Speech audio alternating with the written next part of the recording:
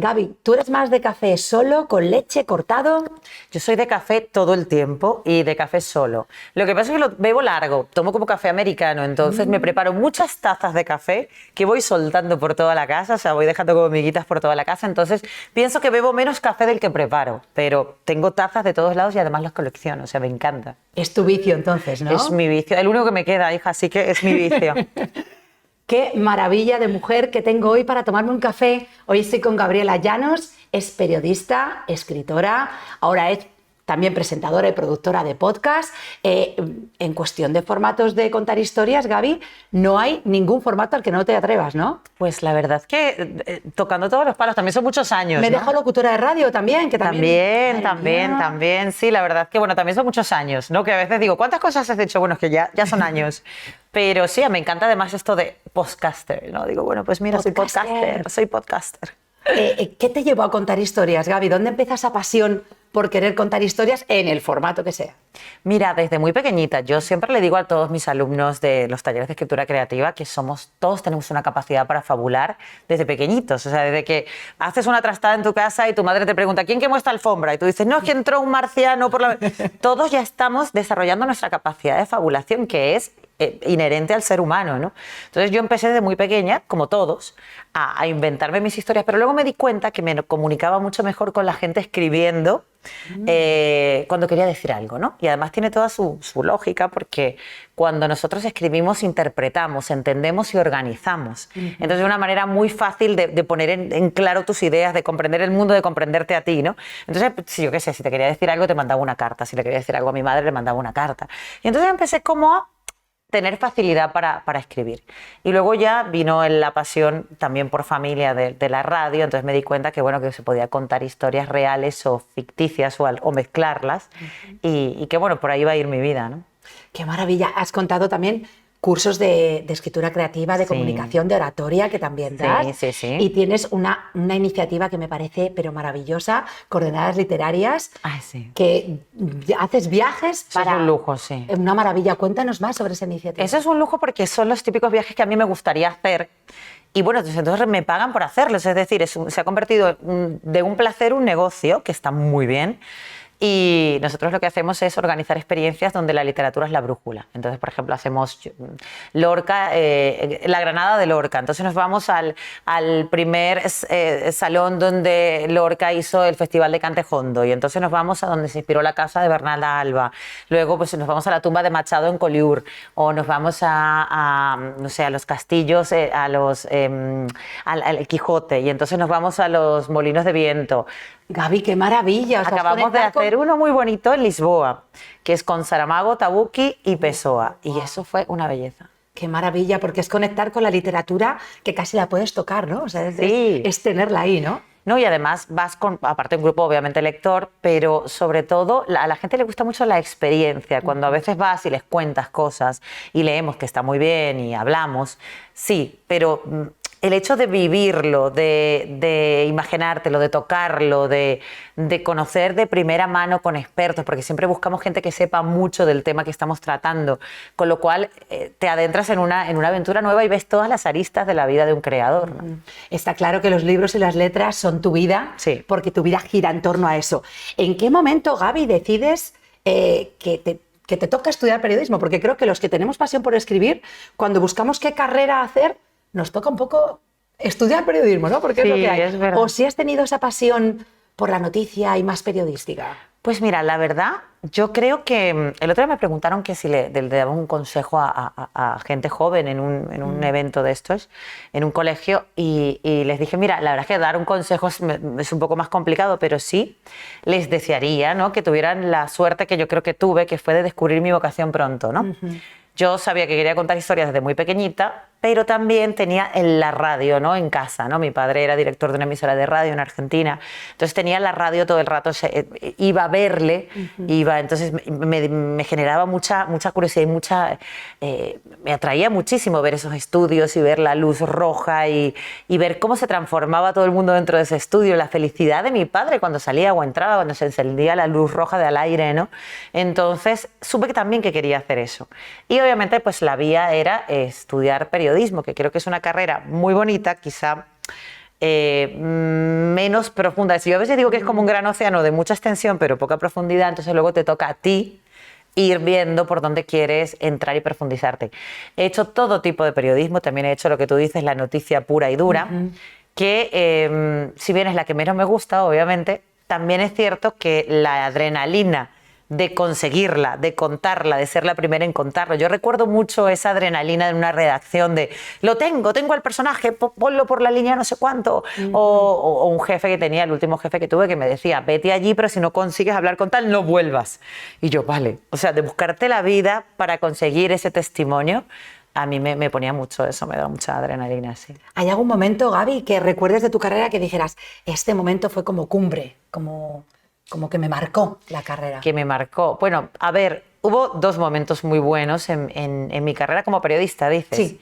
La primera fue cuando empecé a hacer radio, cuando realmente tuve la oportunidad no solamente de hablar en la radio, sino de escoger los contenidos que yo quería hacer en un momento que nos dieron una oportunidad en Radio Nacional de España de hacer un programa que se llamaba Claves de América y donde podíamos escoger. Yo me sentía, o sea, te sientes como mayor, o sea, soy la dueña de casa, digo dónde poner las cosas, qué es lo que vamos a poner, qué es lo que no vamos a poner. Entonces, cuando descubrí esa magia de estoy oyendo lo que me había imaginado y lo estoy logrando. Además, sabes que el archivo sonoro de Radio Nacional de España es una pasada. O sea, tú quieres la voz de, no sé, todo Los Apóstoles, está ahí. O sea, lo que tú quieras está ahí. Entonces, crear toda esa magia que tiene la radio, que sin duda es un medio maravilloso, con esas tortas, porque claro, nosotros comenzamos con las tortas estas de las cintas estas gordas. ¡Ay, qué maravilla! De que había que editar, entonces tú ibas de repente con el técnico, le llevabas 17 de esas porque querías no sé qué sonido, no sé qué otro sonido. O sea, eso para mí fue maravilloso. Otro momento muy bueno fue precisamente con tu hermana, con Susana García y con Amaya Rey. Hicimos un programa que era, yo creo que el placer de cualquier persona que le guste la radio y que le guste el humor. O sea, teníamos la oportunidad de pasar un tiempo estupendo haciendo reír a la gente, riéndonos nosotras, ¿no? Creo que fue de las épocas más luminosas. Déjame decirte, Gaby, que ese programa Treinta y Tantos, Radio Nacional, sí, hace poco. Fue además un precursor, o sea, era un podcast de la época cuando la palabra podcast no existía. Claro, eso fue muy injusto, porque fíjate que nosotros... Es verdad, descubristeis un formato sin saberlo. Claro, tocamos las puertas del cielo muchas veces con ese programa, pero algo pasaba que no era, que no tenía que ser o no sé. Porque fíjate que nosotras emitíamos los domingos por la noche, o sea, salíamos los domingos por la noche y competíamos o con el fútbol o con, no sé, con muchas cosas que era como complicado. Salíamos tarde por la noche, los domingos. Entonces, obviamente, cuando venía el EGM, el Estudio General de Medios, los ratings, las audiencias, nosotras no estábamos las más rankeadas, ¿no? Pero cuando se veía, porque comenzaban los podcasts, cuando se veía cuánta gente se había descargado un podcast, nosotras estábamos encima, siempre, en el número 1. Entonces, yo decía, ¿qué valor tiene esto? O sea, hay, yo qué sé, un montón de gente que se ha tomado la molestia, porque no es como ahora, que los tienes en el teléfono y los escuchas. Es que tienes que ir a la página, tienes que descargártelo, llevarlo a tu dispositivo en aquella época que escuchabas. Era mucho más trabajo, o sea, que para mí esa gente puntuaba el doble. Yo decía, tienen que ponernos una calle aquí en Prado del Rey, ¿sabes? Es que además, qué programa, Gaby, tan divertido, porque erais 3 amigas de 30 y tantos años hablando sobre de la vida, chicos, de la vida, pero reflexiones profundas también, ¿eh? Sí, o sea, pero todo en clave de humor, muy todo divertido. en clave de humor. Además, Muy también divertido. hacíamos información, noticias en clave de humor femenino. Teníamos muchas secciones muy divertidas. Y cada vez que nos pasa algo, que leemos algo gracioso, nosotras seguimos teniendo un chat. El chat antes se llamaba 30 y tanto, ahora se llama 40 y todos. Y en ese chat decimos, oye, qué pena no tener el programa, habéis leído tal cosa. Cada vez que, lo que tenemos los periodistas, que vigilamos el mundo constantemente, ¿no? Entonces, cuando ves una noticia que habría sido perfecta para ese programa, dices, qué pena. Sufres, ¿no? Qué pena no poder compartirlo. Entonces tienes que hacer un directo de Instagram y decirlo, porque si no, no puede ser. Y fue la radio, esos momentos maravillosos que nos acabas de contar que has vivido. Y luego ya empieza tu pasión como escritora. Ya realmente aquella Gaby de 6 años que se inventaba que los marcianos habían quemado esa alfombra, empieza a desarrollar unas historias espectaculares. Tienes una narrativa que conecta con la gente, Gaby. Tienes una forma de contar historias muy cercana, muy humana, y a mí me fascina. He de decir que este ejemplar es mío, que es mi compañero de mesilla de noche por ahora. No vamos a hacer muchos Sí, te iba a decir spoilers. del metro, pero como no coges el metro, corres todo el día, Corro todo el entonces día. corres, no te lo puedes llevar corriendo, no puedes leer corriendo. Lo leo por las noches, voy por la página 170, así que no haremos muchos spoilers, pero bueno, hasta que lleguemos hasta este libro. No sé yo si para dormir es un buen compañero. La verdad es que no, es demasiado animado porque me quiero escuchar toda la música de los 90. Pero vamos a empezar hablando de tus primeros libros. ¿Cuándo decides, bueno, voy a darle una oportunidad al formato libro y cuáles son esos primeros pasos que das? Pues mira, yo sabía que quería escribir desde muy pequeñita, como te dije, pero a los 18, 19 hice mi primer taller de escritura creativa, que lo recomiendo a todos los que queráis empezar a escribir, porque los talleres de escritura no solamente te dan oficio, te forman en temas y en asuntos técnicos, que están muy bien que todos practiquemos, sino que te dan disciplina. Y sin la disciplina es muy difícil sacar adelante, bueno, yo creo que cualquier cosa, pero sobre todo es muy difícil sacar adelante una obra de... Has dicho lo de correr. Es verdad que hay gente que espera escribir un libro de la nada sin practicar. No puedes correr un maratón si no practicas. Es lo mismo con No la puedes escritura. hacer nada. Yo muchas veces se lo digo a la gente y pongo el ejemplo de la tortilla de patata y digo, o sea, si tú, vale, el primer día vas a hacer una tortilla de patata, yo te voy a dar la receta, porque los talleres de escritura lo que damos es una receta, ¿no? Para que tú veas más o menos cómo se construye un relato, una novela. Entonces, bueno, pues la primera vez seguirás mucho la receta, lo harás fatal, a la quinta o sexta, o depende de cómo sea, lo harás un poquito mejor. Llegará un momento en que no verás la receta y llegará un momento hasta que inventarás otra receta. Pero hay que saber un poco eso, ¿no? Creo que hay que meterse en la practicar. cocina y practicar. Y hay que hacer muchas tortillas de patatas malas hasta que te quede una buena. Entonces, yo pienso que es muy importante la disciplina y la constancia. Estoy rodeada de gente con mucho talento que nunca termina de hacer nada y gente que tiene menos talento, pero tiene mucha constancia. Y la constancia y la disciplina es fundamental, pero para todo en la vida. Para lo que quieras lograr, es muy importante ser disciplinado y sobre todo ser constante, ¿no? Porque además es un camino difícil, ¿no? Se escriben miles de novelas al año y tienen éxito muy pocas, ¿no? Entonces hay que no desanimarse y pensar también que es una forma de vida, ¿no? Claro. Así que empezaste a practicar, a practicar, Me apunté a un taller de escritura, me dio la disciplina que necesitaba como para arrancar a escribir. Empecé a escribir cuentos y tenía muchos cuentos, muchos relatos, pero los cuentos es un género que se vende menos bien, ¿no? O sea, decir, bueno, voy a comenzar en una editorial con una colección de cuentos es más difícil. Entonces empecé mi primera novela y terminé mi primera novela, que no he publicado gracias a la vida, porque la verdad es que, o sea, fue como un ensayo error, como un proyecto de final de carrera, ¿no? Sí. Digo, bueno, pues todo lo que tenía que hacer mal lo hice en esa novela, entonces, bueno, pues ya digamos que me sirvió de experiencia, de tortilla de patata quemada. Y luego ya las circunstancias, la vida, me llevó a escribir mi primer libro, que es un testimonio novelado de una situación que le ocurrió a mi padre con un cantautor argentino, Facundo Cabral, cuando lo asesinaron en Guatemala. Entonces yo conté esa historia de mi padre en primera persona y ahí ya me di cuenta que podía sostener una historia, aunque esta historia era real, obviamente, pero si tienes que novelarla, tienes que cambiar algunas situaciones para que sea interesante. Y al final ya empecé y entonces esta es la cuarta novela, la tercera publicada, pero la cuarta escrita. Y pienso seguir, o sea, la verdad es que ya no entiendo la vida sin escribir, ¿no? Gaby, cada novela es como un bebé que tienes que dar a luz y luego dejarlo salir al mundo. ¿Lo sientes un poco así? Lo siento así y además a veces por un lado me pasan cosas muy bonitas que me emocionan y por otro lado digo, oye, yo que pasé 2 años y medio con esto, corrigiéndolo, leyéndolo, viéndolo y la gente se lo lee a lo mejor cuando me dicen, lo leí en 3 días, digo, no, ¿por qué en 3 días? Porque es verdad que dejas mucho de ti, pones mucho tiempo.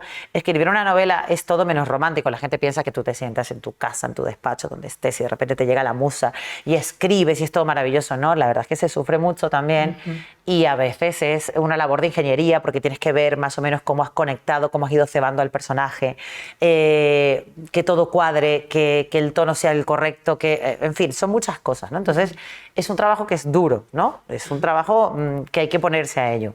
Pero a la vez me da muchas satisfacciones. Por ejemplo, hace como un año en un club de lectura de República Dominicana me invitaron y habían recreado completamente todas las escenas y las cosas del libro, detalles cada detalle que tú pones en el libro no es gratuito, es para que alguien pille, tiras el anzuelo para que alguien lo pesque, ¿no?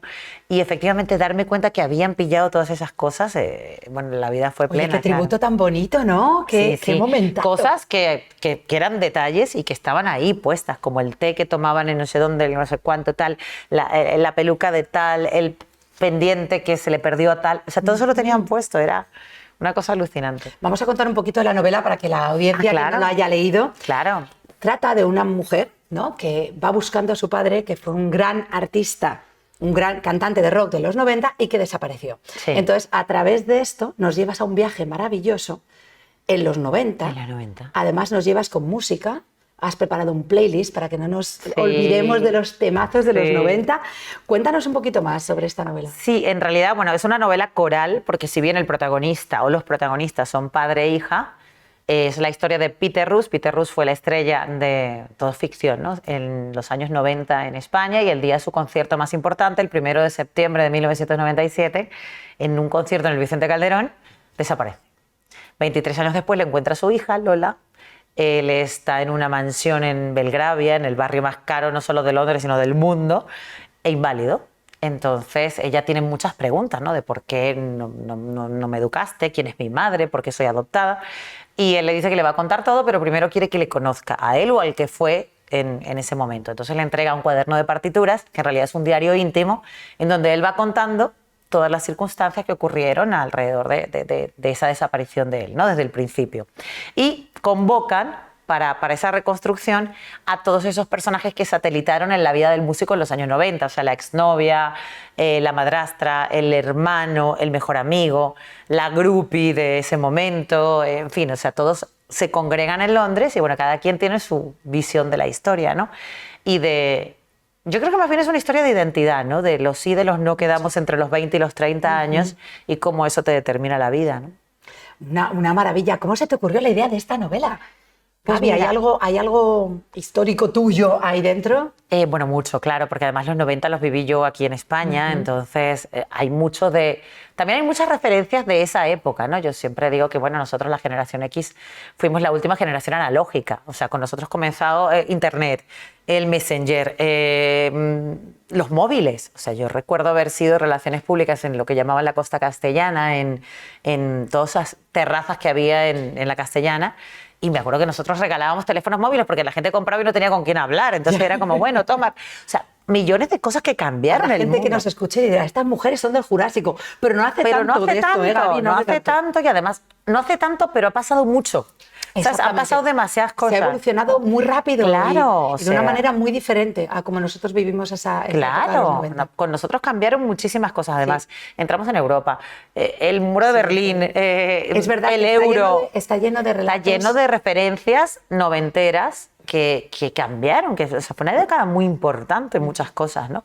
Y está llena de todas esas referencias que si las tienes muy bien, si no las tienes, pues bueno, también te enteras, ¿no? Pero pasaron muchas cosas también en la música, ¿no? Entonces, todo eso políticamente también, o sea, hay muchas cosas que están ahí marcadas. Pero yo en realidad quería contar una historia de mujeres, en un momento en el que hablábamos mucho de la sororidad, de cómo nos apoyamos las mujeres.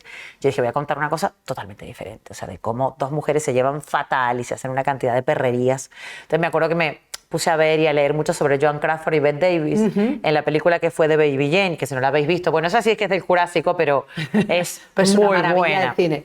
Entonces empecé como a ver esas cosas y se me ocurrieron los personajes que están aquí, que son las jueves, que están inspiradas en las bácaras. Ah. Buscar las bácaras también, que fueron las reinas del Eurodance en los años 70. Entonces, bueno, viendo eso, empecé a escribir sobre ellas, personajes que me gustan mucho que están aquí, pero que se me quedaron un poco cortas. Entonces, viendo videoclips, porque esa era una de las grandes diversiones de los 90, ¿no? Ver videoclips, eran como nuestros reels, ¿no? Veías un videoclip tras otro, un videoclip tras otro, todo el rato. Entonces, viendo videoclips, vi el de Bittersweet Symphony, o sea, Dulce y Amarga Sinfonía, del grupo The Verve, que es la canción que vertebra prácticamente la novela. Y porque dice algo así como: la vida no es más que una dulce y amarga sinfonía, trabajas toda la vida para llegar a fin de mes y luego vas y te mueres, ¿no? Yo te enseñaré cuál es el camino donde las venas convergen. Entonces, veía ese tipo caminando con esa rabia, con ese odio por esa calle de Londres, golpeándose a propósito contra todo el mundo. Y digo, ¿qué le pasa? ¿Por qué es así? Y ahí surgió Peter Rush. Eso te iba a decir, ese es Peter Rush total. Que es muy, pues es un personaje muy, muy herido, ¿no? Como muy macerado en el dolor, muy bestia, ¿no? Muy extremo, ¿no? Y bueno, ese personaje ya fue alrededor de él que tenía que surgir toda la historia, ¿no? Gaby, ¿te encariñas con algún personaje y te cuesta dejarlos ir? ¿O te cuesta ponerlos en ciertas situaciones en tus novelas? Bueno, a estos los puse en todas las situaciones más Estos horribles sí que han vivido de todo. A estos, bueno, quedó uno que no le pasara una desgracia, pero sí es cierto que siempre aclaro que no me ha ocurrido todo lo que le pasa a la novela, porque si no, no estaría aquí. Pero sí, a ver, lo que me pasa con los personajes a veces es que todo lo contrario, que me cuesta soltarlos, ¿no? Por ejemplo, ahora que estoy escribiendo otra novela nueva que tiene otro tono completamente diferente, otra voz completamente diferente, aquí pues me metí mucho en la piel de un hombre y pues ahora estoy narrando desde el punto de vista de una mujer, en fin, mil cosas. Y me cuesta mucho soltar lo bestia que era este personaje, porque me lo pasaba muy bien escribiendo, sobre todo los cuadernos de partituras, donde él es muy bestia, muy mal hablado. Directo, eso te iba a decir, hay una jerga de los años 90, así muy cañera. Sí. Entonces, como me permití todo eso, ahora digo, pues ahora tengo que ir hacia atrás y ser más políticamente correcta, ¿no? No políticamente correcta, pero sí pues otro lenguaje, otra manera de ser, otra realidad, ¿no? Y entonces me cuesta soltarlos, ¿no? Por ahí me digo, es con lo que bien que me lo pasé escribiendo las historias más escabrosas de este tipo. Y ahora hay que echar un poquito hacia atrás. La recepción del libro ha sido impresionante. Sí, ha ido muy bien, sobre todo curiosamente sabiendo que las mujeres somos las grandes lectoras y las grandes compradoras de libros, porque es así. O sea, tú ves las estadísticas, no de España, sino mundiales, y las mujeres leemos más, compramos más libros. Pero esta es una novela que ha conectado mucho también con los hombres, lo cual es, o sea, por primera vez en años me escriben lectores, porque les ha gustado, ¿no? Se han identificado con algunas cosas, con otras, entonces me ha gustado ver eso, ¿no? Como que de repente pues no es solamente una literatura para mujeres. Gaby, para aprender a escribir también hay que leer mucho. Sí. ¿Qué escritor crees que te ha marcado y crees que no sé, que ha dejado esa huella o algún libro que te haya marcado especialmente? Bueno, a mí muchísimos, pero si tuviese que recomendar a uno para que la gente comenzara a leer, bueno, no sé si es un poco durillo para comenzar a leer, pero bueno, a mí me gusta mucho Marguerite Yourcenar y Memorias de Adriano me parece la novela, es una novela maravillosa que hay que leer, creo que hay que leer también, no sé, Frankenstein de Mary Shelley, hay que leerlo, me gusta muchísimo, me gusta mucho Oscar Wilde, El retrato de Dorian Gray, me gusta mucho Scott Fitzgerald, El Gran Gatsby es una novela que hay que leer.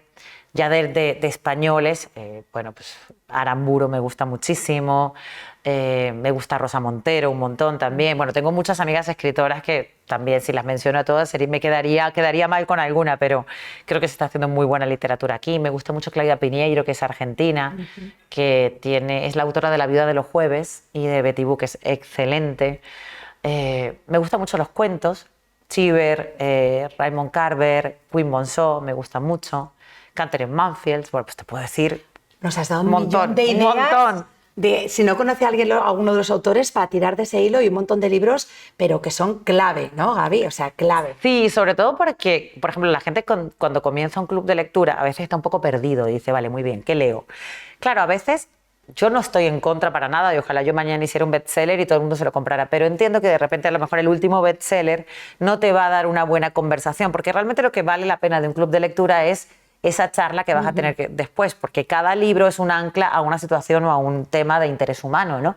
Entonces es mucho más importante luego lo que ese libro te dejó y lo que tú puedes comentar en grupo que la trama en sí, ¿no? O sea, es más la historia del personaje o la evolución del personaje. Entonces, creo que es muy importante en los clubes de lectura tratar de equilibrar. No voy a decir que vamos a leer a Joyce y a Flaubert y solamente eso, pero sí equilibrar entre los clásicos y los contemporáneos de manera que consigas eso que tiene que haber en un club de lectura, que es que el libro te transforme, ¿no?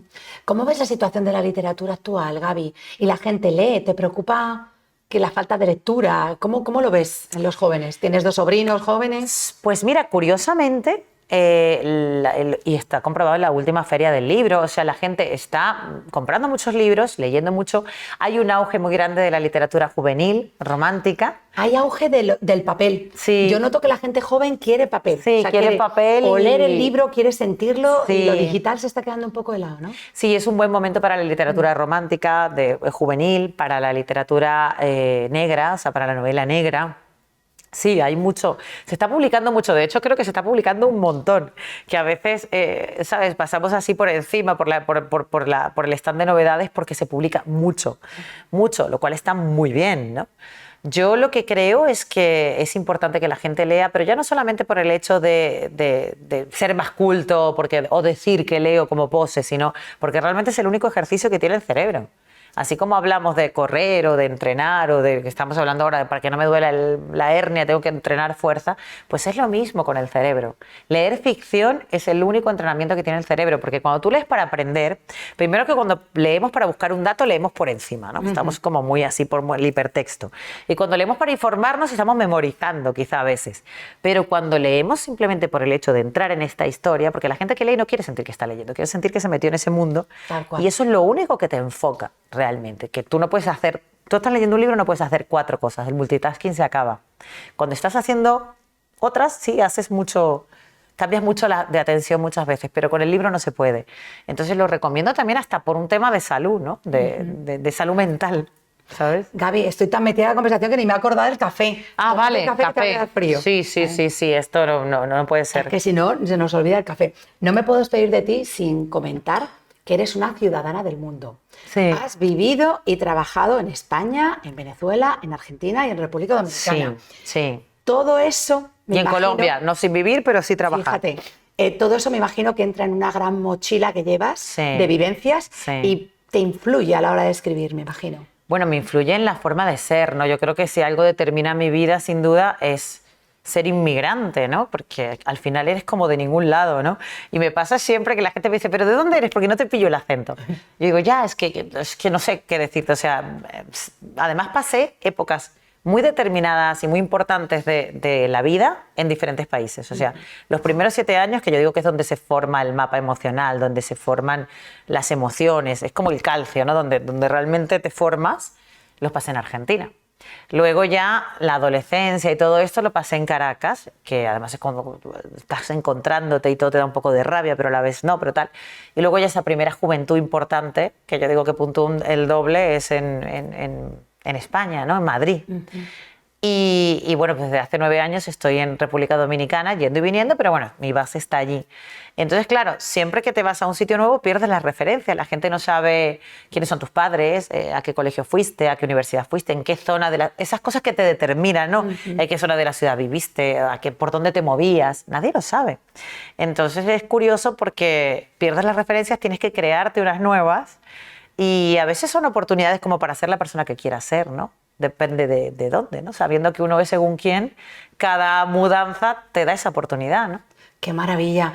Gaby, qué placer ha sido tenerte. Muchísimas gracias por estar aquí. Me ha encantado. Me ha encantado que estés escribiendo una novela nueva, así que te invitamos a volver a tomarte otro café con Marta cuando esta novela ya esté bueno, claro que sí. en todas las librerías del mundo, ¿no? Ojalá. Ahora me tengo que poner, porque otra de las cosas que pasa cuando escribimos es que terminas una novela y dices, yo no voy a ser capaz de volver a hacer esto. O sea, la veo y digo, ¿pero cómo hice yo esto? Yo no voy a ser capaz de volver a estar tan metida en una historia, de vivir y respirar esa historia, de que te estás duchando y estás pensando en eso.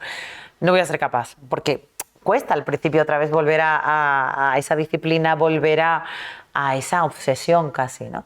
Entonces ahora tengo que volver sí o sí porque tengo que entregar una novela en diciembre, o sea que cuando vuelva a mi casa, que regreso dentro de nada, tendré que encerrarte a hacer tortillas de patata, hacer tortillas de patata y ricas. Y decir, bueno, pues nada, a ver si nos acordábamos de qué iba esto, ¿no? ¿Nos puedes adelantar un poquito de qué es? Sí, esta es una historia de mujeres. Es una historia de una mujer que está a punto de cumplir los 50 años y que, bueno, pues la invitan a participar en un documental y entonces decide o tiene que verse obligada a replantearse ciertos asuntos de su vida, ¿no? Ve como lo futurible. O sea, ¿qué hubiese pasado si me casaba con este? ¿Qué hubiese pasado si hubiese sido madre? ¿O qué hubiese pasado si...? Entonces, bueno, pues ese momento que nos pasa a todos, ¿no? Vamos a ver qué ha sido de mi vida y qué quiero que sea, ¿no? Después. Qué ganas, no he terminado esta y ya estoy deseando coger la nueva. Ojalá que guste, porque en este momento es verdad que estoy muy al principio y estoy en la escritura, que a veces la escritura es como que estás en automático, ¿no? Yo creo que realmente hacemos literatura cuando corregimos, que es la parte más bonita, que es la corrección, cuando realmente pones aquí, quitas allá, arreglas, ¿no? Muy bien, pues te De deseamos muchísima suerte. Ay, gracias. Estamos deseando ver esa novela y nada, nos quedamos terminando el café, si te apetece. Y muchísimas gracias por invitarme, me encanta este lugar, me encanta tomar un café contigo, me encanta vida y que sigas así. ¡Qué maravilla! Haciendo entrevistas estupendas y con Gracias. mucha gente que aprenderás un montón y Se te suele gustará un brindar montón. con vino, pero vamos a brindar con café. Vamos a brindar para con que café. vuelvas pronto con tu nueva novela, que será un éxito. Claro que sí. Gracias, Muchísimas Gaby. gracias. Gracias.